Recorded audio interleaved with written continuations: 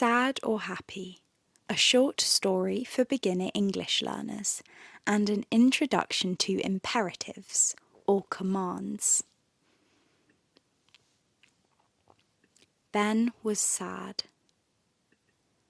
Cheer up, his friends said. It wasn't that simple. Ben's friends had lots more suggestions too. Go outside. Sit in the sun. Go for a walk. Ben tried to explain how he was feeling, but they wouldn't listen.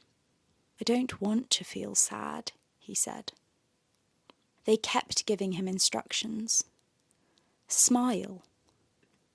Stop being lazy. Do something. Ben's friend Esme arrived. Go away, she told the others. Esme sat down next to Ben.